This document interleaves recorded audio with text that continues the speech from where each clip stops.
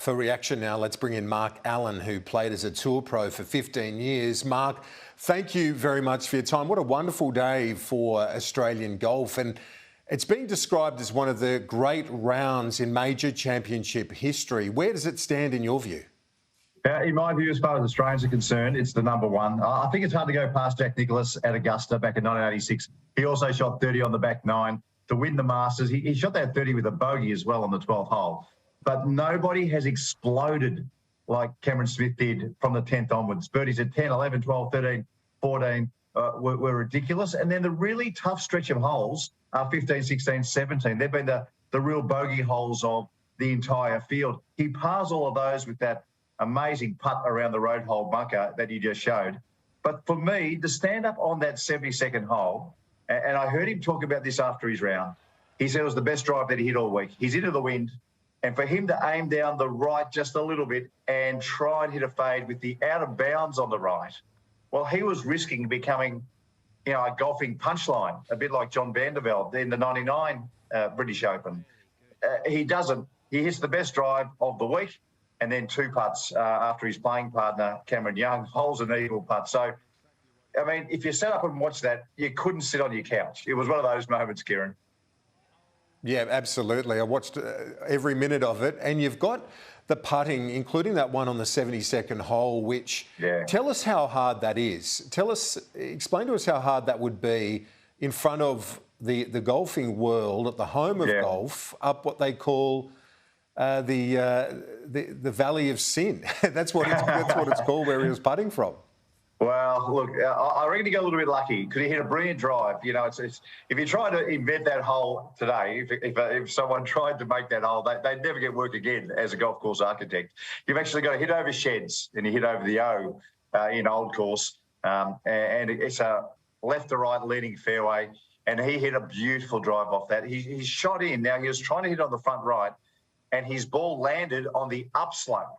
Now, if it lands a little bit further, it goes into the road hole bunker, and goodness knows where it finishes in that thing. But it didn't. And he thought about chipping, but he ended up going with the putter, hitting it out to the right. Now, this hole has brought so many people undone. Incredible. Tommy Nakajima, I think, had a 13 on the hole at one stage. It's a famous hole for all the wrong reasons. But now, in Australia's, as far as we're going to look back in golf, for him to hold that 12-foot putt, a nerveless, it sort of seemed to me anyway, and knock it right in the middle, just outrageous. And it was one of many putts, wasn't it? His use of the flat stick was extraordinary. I know that he's been saying he's been working on his driving because that's been a bit loose in recent years, but that putting is, if not the best in the world, it's right on the top shelf. Well, I think it's the best in the world. I think you're exactly right. And this is what makes... what he did in the second round where he holed 253 feet of putts. So there is a stat out there that they just add up all the putts that went into the hole. So a professional golfer, a lot of those little putts are going to be 2 feet. So let's say he had 8 or 9 2-footers, 3-footers in there.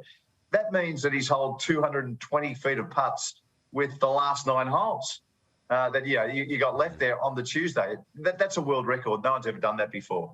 And then when you start making birdie putts with ease, like he was on the last day, there's something different about this kid. There really is. And, to do it, and I heard you talking a little while ago, to do it wearing the maroon, because he's a very proud Queenslander, I think, he's going to look back on that as something that's extra special. It is, isn't it? And that sort of that Queenslander element, he's a proud Australian, a very proud Queenslander, and there's something about him that loves the fight, isn't there? Which is not always the case. And that's I don't want to disparage a great champion like Rory McIlroy, but he didn't show that in the final round. When he needed to, he didn't lift. Cameron Smith did. Yeah, that's right. Look, you're exactly right. And golf's a funny game, I mean, if Rory holds a putt early, he didn't by you, but if he holds a putt early, things change and you feel the momentum, but he didn't. And Rory, they showed probably a little package before of a handful of around, 8 to 15-foot putts. He was hitting good putts, but they just weren't going in. Now, it's microscopic, the difference. It's microscopic. But Cameron just kept on finding the dead centre of the hole, not just, going in the right lip or going in the left lip or going in too hard. they were perfect putts. He was so dialed in. It was, as far as I'm concerned, I've never seen anything like it in golf. It is just off the charts. And to think, 52 years ago when they were playing the 100th British Open or the Open Championship, a famous name like Cal Nagel wins it. And now on the 150th running of the event, we've got Cameron Smith. I'd like to be a kid being born in about 15 or 20 years, Kieran, because maybe the 200th will come to Australia as well.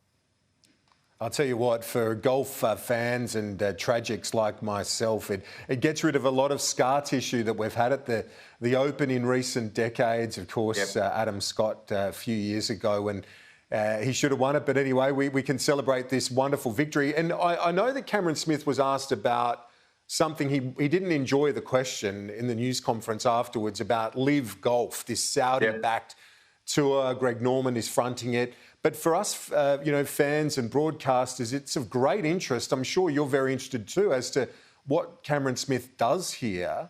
Yes. And I'm intrigued by what the next step is. What's your sense?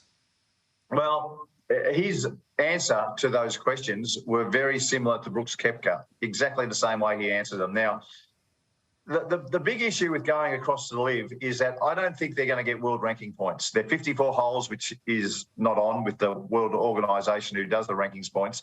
They're only 48-man fields. That's not on either. And they're shotgun starts. So 1, 2, 3, three things that don't get you world ranking points in world golf. So I can't see that happening. So the real danger for all these guys who have gone across it, if you don't win a major in the next 2 years, then your world rankings points will erode. There'll be nothing left. And you're going to be stuck only being able to play in the majors that you've probably won. So someone like Adam Scott, for instance, if he decided to go, his exemptions have run out when he won the 2013 Masters. He'll be able to play at Augusta until, he's 59, 60 years old. But the other ones, he won't be there. Now, Cameron Smith, he's won this tournament. So he can play in this British Open until he's 60 years old. And for the next 5 years, he can play in the other three majors. Maybe that's enough for Cameron. I hope he doesn't go. I really don't. I want to see him do the right thing for all the other professionals that are involved. And that's the big picture. There are so many other professionals that have to be looked after. All the other smaller tours, the Champions Tour, and there's 200 or so players that get around on the US Tour. Those guys have got to be looked after. So hopefully he's that way minded. If he's not, you can't blame him because not many people would say no to that money. But let me tell you this, if he was worth 50 million or 70 million last week after winning this Open Championship, I hope he hasn't signed a contract because he'd be worth 150 million now. Yeah, well, he's number 2 in the world now, and the price would have gone up massively. Mark Allen, great to get your insights and your reaction on a wonderful day for Australian sport. Thank you, Mark. Pleasure. Love talking golf. Good on you.